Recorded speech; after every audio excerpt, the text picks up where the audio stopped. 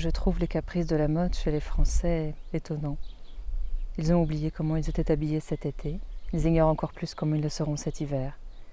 Mais surtout, on ne saurait croire combien il en coûte à un mari pour mettre sa femme à la mode. Que me servirait de te faire une description exacte de leur habillement et de leur parure? Une mode nouvelle viendrait détruire tout mon ouvrage, comme celui de leurs ouvriers, et avant que tu eusses reçu ma lettre, tout serait changé. Une femme qui quitte Paris pour aller passer 6 mois à la campagne en revient aussi antique que si elle s'était oubliée 30 ans. Le fils méconnaît le portrait de sa mère, tant l'habit avec lequel elle est peinte lui paraît étranger. Il s'imagine que c'est quelque américaine qui y est représentée, ou que le peintre a voulu exprimer quelqu'une de ses fantaisies.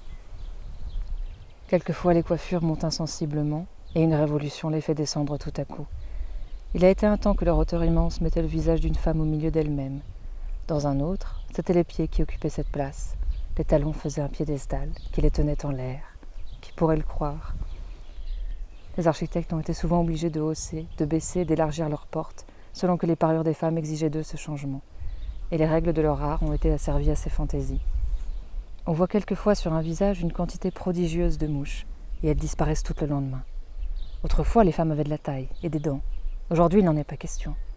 Dans cette changeante nation, quoi qu'en dise le critique, les filles se trouvent autrement faites que leurs mères. Il en est des manières et de la façon de vivre comme des modes. Les Français changent de mœurs selon l'âge de leur roi. Le monarque pourrait même parvenir à rendre la nation grave, s'il l'avait entrepris. Le prince imprime le caractère de son esprit à la cour à la ville aux provinces. L'âme du souverain est un moule qui donne la forme à toutes les autres. De Paris, le 8 de la lune de Saphar, 1717.